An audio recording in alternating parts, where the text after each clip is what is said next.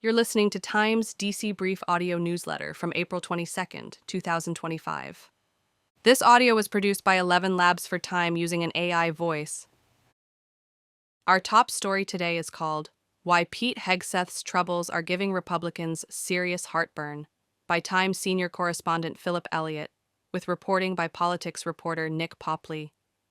The knives are out for Defense Secretary Pete Hegseth. While top White House officials insist the growing questions surrounding the Defense Secretary's behavior is proof he's threatening the status quo, the sentiment across much of the Capitol is far less charitable.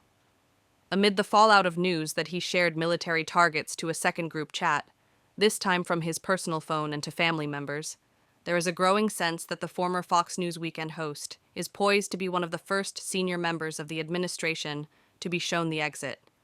The only real question at this point is the length of Trump's fuse amid the constant pummeling Hegseth and others are facing for being so reckless with highly sensitive information that, in another timeline, could have cost Americans their lives. By Tuesday afternoon, it seemed this might well be a slow burn. The New York Times on Sunday published a bombshell story that revealed Hegseth last month shared flight schedules for FA-18 Hornets en route to bomb Iranian-backed Houthis in Yemen with his wife, brother, and personal lawyer. NBC News reported on Tuesday that Hegseth had shared that info after receiving it from a top U.S. general using a secure U.S. government system intended for sensitive and classified information. Privately, Republicans are bracing for further embarrassing disclosures in the wings, as first reported by Notice. Many in the party never really liked the former TV personality for the role of running the world's largest employer. The Department of Defense employs more than 3 million people in military or civilian roles. His confirmation hearings dealt with reports of alcohol abuse, hush money to settle a sexual assault allegation, and organizational mismanagement with a veterans group. His confirmation vote was a dead tie in the Senate, requiring Vice President J.D. Vance to drag Hegseth across the finish line past unified Democratic opposition, and nay votes from Senator Mitch McConnell, the influential former Republican leader, and Senators Lisa Murkowski of Alaska and Susan Collins of Maine. Since breezing into the Pentagon with promises of de-wokeifying and re-warriorizing, Hegseth's tenure hasn't exactly been confidence-inspiring. National security hawks in both parties are watching the Pentagon for daily dust-ups that shake America's image and remake its top ranks. He was sharing bombing details on a first group chat that somehow included the top editor of The Atlantic, and then on another one with his family. His inner circle was dismantled last week, ostensibly over leaked information about a pending briefing on China for Elon Musk. And Hegseth's top spokesman went rogue and published a highly critical assessment of the secretary's tenure, saying, "In short, the building is in disarray under Hegseth's leadership." Hill Republicans are begrudgingly grateful that the news of the second group chat emerged while most are out of town, at home for a holiday work period that continues through this week. But several lawmakers have been using their best stage whisper to urge leadership teams in the House and Senate that this sort of sloppy handling of sensitive information cannot become normalized. So far, just one Republican lawmaker, former Air Force General and current Representative Don Bacon of Nebraska, has put his name on pointed criticism of Hegseth, but there is a sense that the time for choosing will come when Congress comes back next week. It's going to get tougher to stay silent, especially as Democrats are planning a coordinated effort to suss out just how Trump administration officials are using third-party platforms like Signal and Gmail to potentially skirt keeping a full record of their correspondence. Yet even some Republicans tired of Hegseth are wary of seeing him pushed out. After all, as one Republican who helped Hegseth salvage his nomination told me, there is little reason to think Trump would turn to a polished pro for that role now, or that a quick confirmation process is in the offing. A Hegseth-run DoD may look positively orderly compared to what follows, some fear. At the White House, a tone of public defiance has settled in. Trump and Hegseth spoke just hours after the Times report went online Sunday, and they seemed simpatico in a belief that the revelations were coming from disgruntled employees and so-called deep state defenders of business as usual. But the contradiction was apparent for anyone willing to scratch the surface. The 3 public suspensions and 1 defection from the Pentagon's top ranks were all, until very recently, Hegseth loyalists. It's not clear that they would have been behind the leak about Hegseth's chat history, and it's worth noting that the White House has not disputed the accuracy of those stories, only the interpretation about just how bad they are. For his part, Hegseth returned to the morning show he hosted for years to bat away the Fuhrer, but noticeably did not deny the underlying story either. Once a leaker, always a leaker, often a leaker, Hegseth said Tuesday. I don't have time for leakers. I don't have time for the hoax press that peddles old stories from disgruntled employees. Speaking to reporters on Tuesday afternoon, White House Press Secretary Caroline Leavitt called the latest reports part of a smear campaign against a change agent, and again denied reporting that says those close to Trump are looking for a replacement. Instead, she cast all of this as a betrayal by the people who told the Times about the Signal group chat in the first place, suggesting they would be held to criminal account. We are not going to tolerate individuals who leak to the mainstream media, particularly when it comes to sensitive information, Leavitt said. The president stands strongly behind Secretary Hegseth and the change that he is bringing to the Pentagon. The results he has achieved thus far speak for themselves. That may be the case at present, but betting on Trump to stay the course is seldom a good wager. Republicans who have spoken with the White House say Trump is committed to keeping Hegseth, although there is the long-running understanding that the president's loyalty is inviolable until it isn't. During his first term, Trump dumped just about anyone at any time, for bringing bad headlines, for getting headlines that were too good, for inching too close to the spotlight, or bumping Trump from the front page. This time, Trump seems determined not to give his critics a single win, doubling down when other presidents would have ditched the trouble. Remember when Barack Obama ditched the top general in Afghanistan for a series of disparaging comments to Rolling Stone about his team? Stanley McChrystal sure does. So for now, there is merely the constant glare on Hegseth, who seems to be atop a fast-flaking camp of defenders. Trump, who has made this his weekly Waterloo, has stood by cabinet officials far longer with far less threatening incoming. Now, Washington is just waiting to see where a second-term Trump has parked his pain threshold. Continuing our coverage, Time senior correspondent Alana Samuels wrote an article called Trump Administration Cuts Funding for Autism Research, Even as it Aims to Find the Cause. Robert F. Kennedy, Jr., the Secretary of the U.S. Department of Health and Human Services, or HHS, has shown a spotlight on autism, pledging in a recent press conference to figure out the cause of autism and calling the increased incidence of the disorder a tragedy. But he and other members of the Trump administration have also reduced funding available for autism research, imperiling key projects, some of which were midway through completion, according to scientists in the field.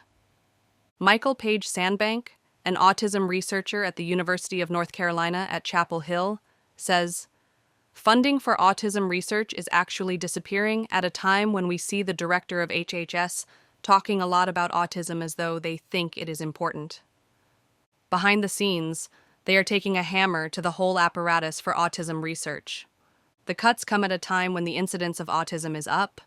A study published April 17th by the U.S. Centers for Disease Control and Prevention found that 1 in 31 children studied had been diagnosed with autism, up from 1 in 150 in 2000. The Department of Education slashed autism funding. One of the biggest places where cuts have occurred is at the DOE, which the Trump administration has vowed to close. A big funder of autism research has historically been the DOE's Institute of Education Sciences, says Sandbank. But the institute, which has a budget of $800 million, was gutted in the Trump administration's layoffs, with only a skeleton staff remaining. Autism research at the institute focused on developing and evaluating school-based interventions to improve outcomes for students with autism. Many U.S. researchers who focus on autism and other disabilities, including Sandbank and Kristen Bodema-Boydell, a professor of special education at Boston College, had their doctoral studies funded by a development program within the DOE. The idea behind the grant is to train the next generation of special education teachers, speech-language pathologists, and occupational therapists to work with autistic students in the classroom, as well as the professors teaching those therapists. The program was called the Personnel Development to Improve Services and Results for Children with Disabilities, Preparation of Special Education, Early Intervention, and Related Services Leadership Personnel. But Botema Boydell, who applied for the grant in November, said she received an email on April 2nd that the DOE would not fund the grant this year in order to ensure that the department's 2025 grant competitions align with the objectives established by the Trump administration. Botema Boydell and colleagues had wanted to fund 12 doctoral students with disability-related interests in a collaboration between Boston College, Boston University, and the University of Massachusetts Boston. Now, those positions won't be funded, she says. The grant application took months to complete, and Botema Boydell says she's hesitant to apply for more grants in her specialty, autism research. She says, "It seems like a big risk to take at the time, because it's unclear if it's going to be funded. Charting My Path for Future Success, a DOE program, lost funding because of government cuts. It helped students with disabilities, including those with autism, transition from high school into college or work."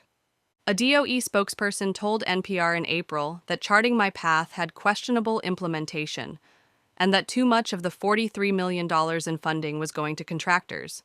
But some students were extremely upset that the program had disappeared, NPR reported, because it matched them with trained instructors who checked in with them and their families to assist in the transition from high school. The DOE did not provide a comment by publication time, but American Institute for Research, which oversaw Charting My Path for Future Success, confirmed that the program was, quote, canceled for convenience by the federal government on February 10th. Spokesperson Dana Tofig in an email said, "It was one of dozens of contracts that were canceled that day. A gutted program at the National Science Foundation, another canceled grant from the NSF-funded autism programs in schools and universities.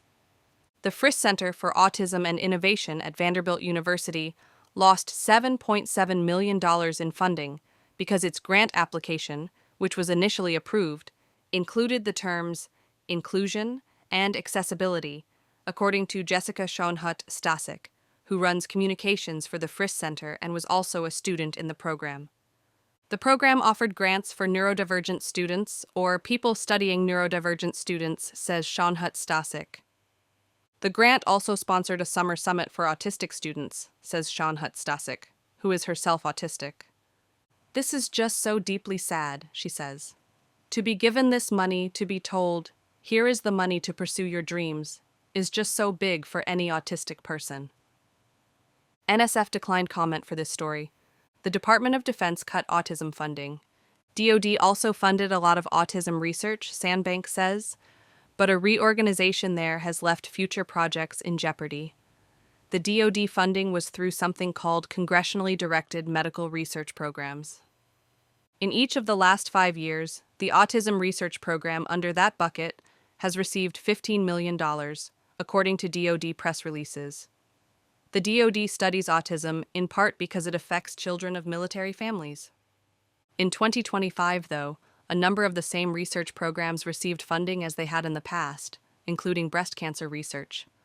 But autism was not among the programs listed to receive funding in 2025 announcements.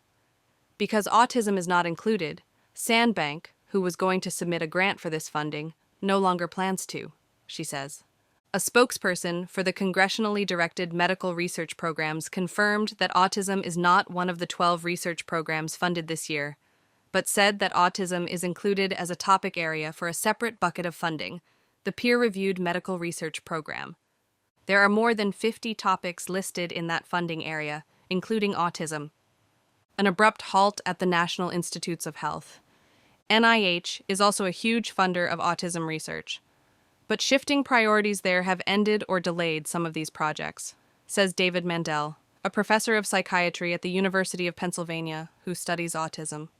The Trump administration has begun to review and cancel grants that have what it deems diversity, equity, or inclusion terms in them, because of a Trump executive order seeking to end what it called radical and wasteful government DEI programs and preferencing. Grant applicants are being told, Mandel says, that their research no longer meets agency priorities. One public HHS document shows at least 2 autism grants canceled in the sweep, a project looking at biomarkers of late autism diagnosis in female and gender-diverse people, and one preventing suicide among autistic adults. There's a problem with stopping researchers from looking at autism in trans adults, says Bodema Beitel. They are overrepresented in the autistic population. If you're recruiting autistic people for a study, she says, there's a large chance they're also going to be trans people. Projects funded by the NIH have also been delayed because the Trump administration temporarily stopped travel, meetings, communication, and hiring at the NIH. Scholars meet on federal advisory committees to approve funding NIH research, but those meetings were paused in the early days of the Trump administration. Though the meetings resumed in April, the delay has caused some universities to cancel positions for doctoral students this year because schools can't guarantee them funding, says Mandel of Penn. He had a grant that was supposed to be reviewed in February that is now being reviewed in April. Mandel says, "We are destroying a generation of researchers and clinicians by either not accepting them or not having opportunities for them to pursue this kind of research." There's also a huge backlog of meetings because they have to be posted in the Federal Register in advance, Mandel says, and new postings in the Federal Register were frozen by the Trump administration since mid-January. Even though meetings can now resume, many haven't been scheduled yet or have been pushed back months, he says. Other personnel cuts to departments like the National Institute of Mental Health, part of NIH, are slowing down the process of getting grants approved, Mandel says, because staff are overworked and unable to process the grants as quickly as usual. Overall, the slowdowns and changes are making it difficult for researchers like Mandel to propose studies or plan at all. HHS, which oversees NIH, did not return a request for comment. He and other autism researchers say they worry about the effects of further Trump administration cuts in their area. People with autism rely heavily on both special education and Medicaid, but the Trump administration has vowed to get rid of the DOE, and Congress may have to consider cutting Medicaid funding to pay for tax cuts. Up next, we have an exclusive story called "Every AI Data Center is Vulnerable to Chinese Espionage," report says, by TIME correspondent Billy Perigo. Tech companies are investing hundreds of billions of dollars to build new U.S. data centers where, if all goes to plan, radically powerful new AI models will be brought into existence. But all of these data centers are vulnerable to Chinese espionage, according to a report published Tuesday. At risk, the authors argue, is not just tech companies' money, but also U.S. national security amid the intensifying geopolitical race with China to develop advanced AI. The unredacted report was circulated inside the Trump White House in recent weeks, according to its authors. Time viewed a redacted version ahead of its public release. The White House did not respond to a request for comment. Today's top AI data centers are vulnerable to both asymmetrical sabotage, where relatively cheap attacks could disable them for months, and exfiltration attacks, in which closely guarded AI models could be stolen or surveilled, the report's authors warn. Even the most advanced data centers currently under construction, including OpenAI's Stargate project, are likely vulnerable to the same attacks, the authors tell Time. You could end up with dozens of data center sites that are essentially stranded assets that can't be retrofitted for the level of security that's required, says Edward Harris, one of the authors of the report. That's just a brutal gut punch. The report was authored by brothers Edward and Jeremy Harris of Gladstone AI, a firm that consults for the U.S. government on AI's security implications. In their year-long research period, they visited a data center operated by a top U.S. technology company alongside a team of former U.S. Special Forces who specialize in cyber espionage. In speaking with national security officials and data center operators, the authors say they learned of one instance where a top U.S. tech company's AI data center was attacked and intellectual property was stolen. They also learned of another instance where a similar data center was targeted in an attack against a specific unnamed component, which, if it had been successful, would have knocked the entire facility offline for months. The report addresses calls from some in Silicon Valley and Washington to begin a, quote, Manhattan Project for AI, aimed at developing what insiders call superintelligence, an AI technology so powerful that it could be used to gain a decisive strategic advantage over China. All the top AI companies are attempting to develop superintelligence, and in recent years, both the US and China have woken up to its potential geopolitical significance. Although hawkish in tone, the report does not advocate for or against such a project. Instead, it says that if one were to begin today, existing data center vulnerabilities could doom it from the start. There's no guarantee we'll reach superintelligence soon, the report says.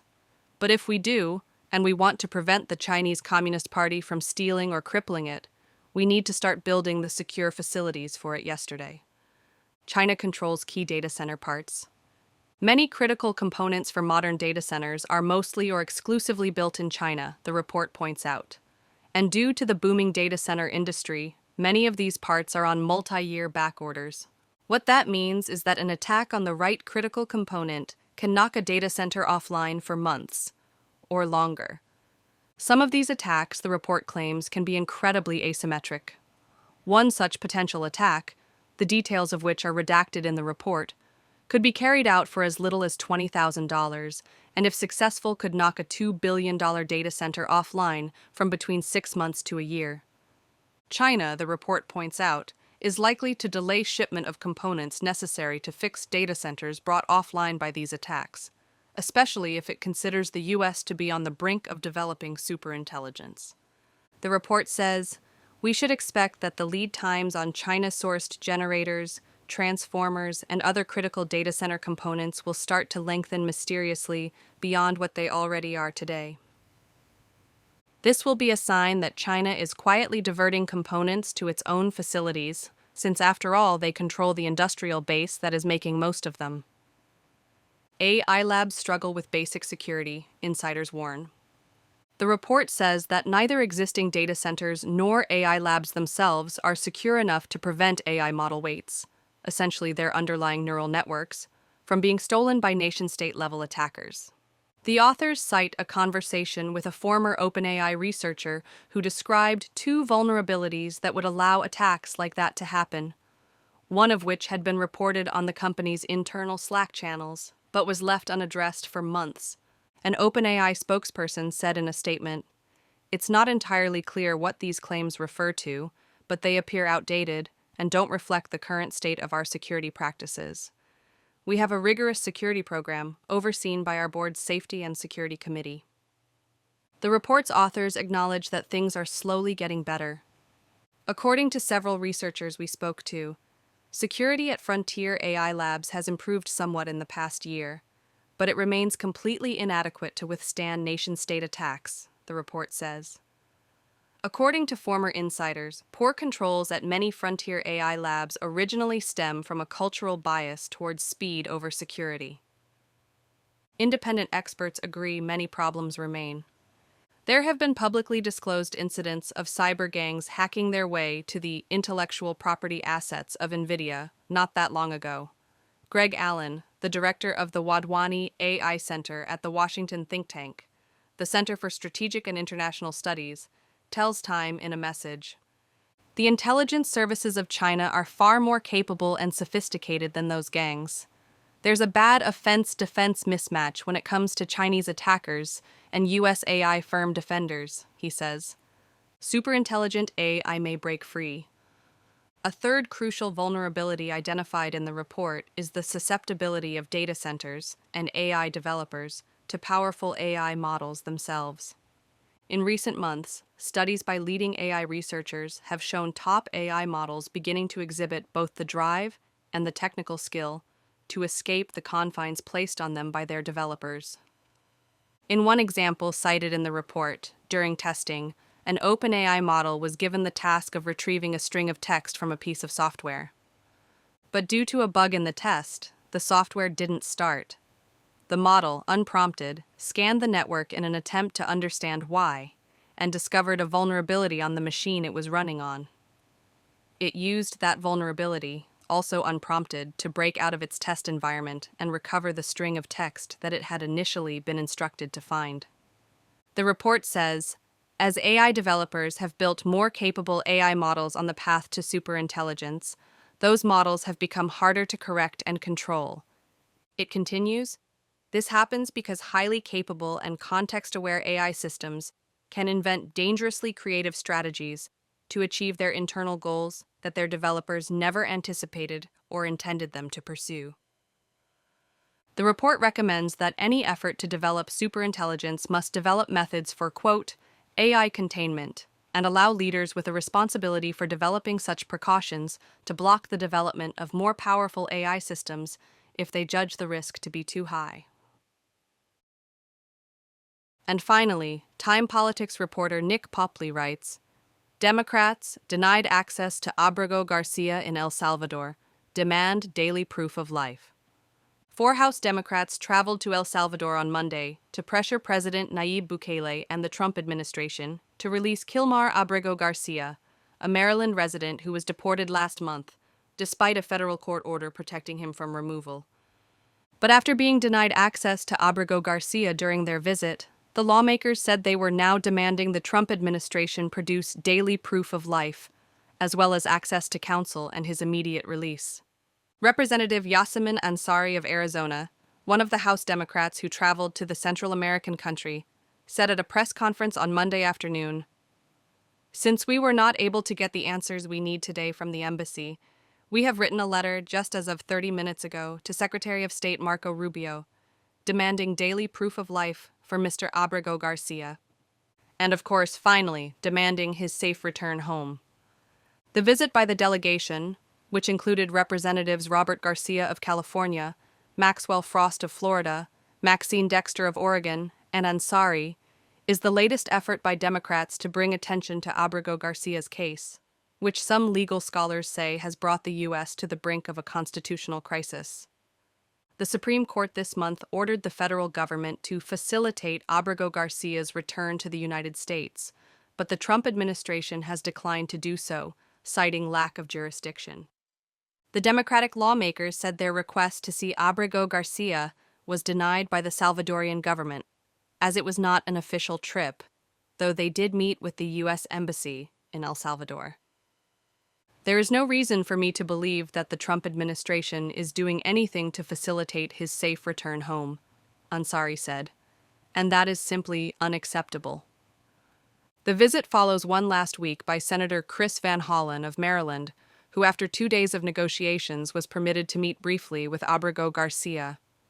Van Hollen described Abrego Garcia as traumatized from being held at the notorious Secot maximum security prison, where Bukele's government houses alleged terrorists and gang members. Van Hollen said Abrego Garcia has since been transferred to a less severe detention center. But the photo of that encounter, showing Van Hollen and Abrego Garcia speaking across a table, has come under scrutiny from Democrats and his family's legal team, who now question whether it was a staged photo opportunity by the Bukele government.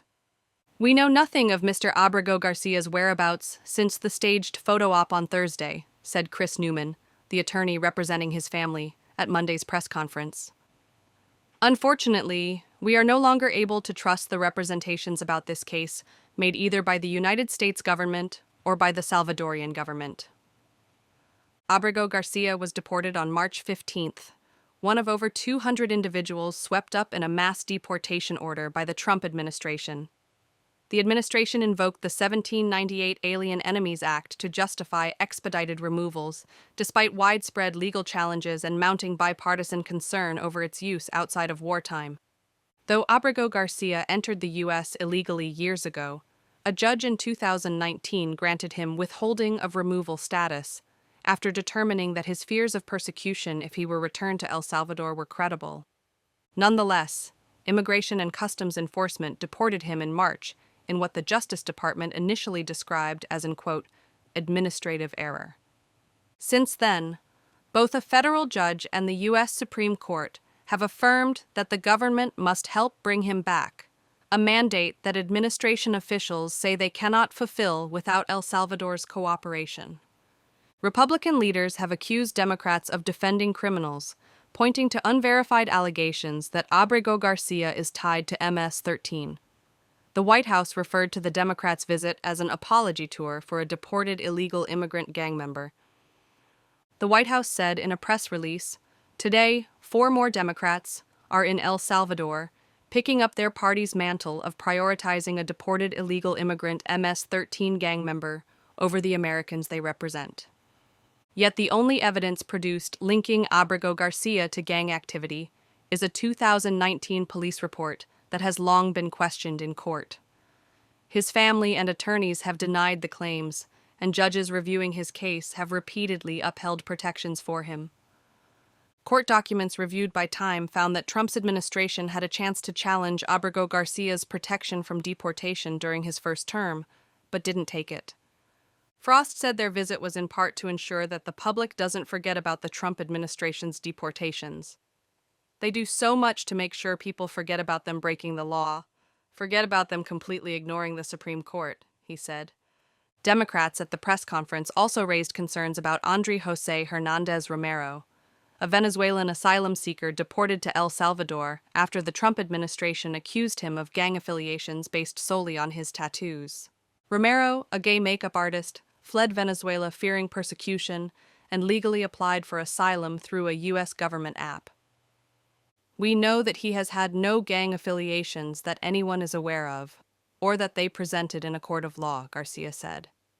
"This is our plea to the embassy here. Confirm that he is alive." The Democratic lawmakers say they requested an official congressional delegation to visit both men, but House Oversight Chair James Comer and Homeland Security Chair Mark Green, both Republicans, denied the request, citing costs and accusing Democrats of defending gang members. "No Democrat has been allowed to go on official delegations," Garcia said. "There have been CODELs that have just been Republican members of Congress only." Jennifer Vasquez Sura, the wife of Abrego Garcia, said in a statement that she was deeply grateful that 4 members of Congress had arrived in the country to push for her husband's release from prison, and that she was concerned about his health. "Their presence sends a powerful message. The fight to bring Kilmar home isn't over," she said, adding, "We need Congress to keep showing up." Frost added that more lawmakers will be visiting El Salvador soon to keep a spotlight on the issue. Thank you for listening to Time's D.C. brief audio newsletter. For more news and politics, visit time.com.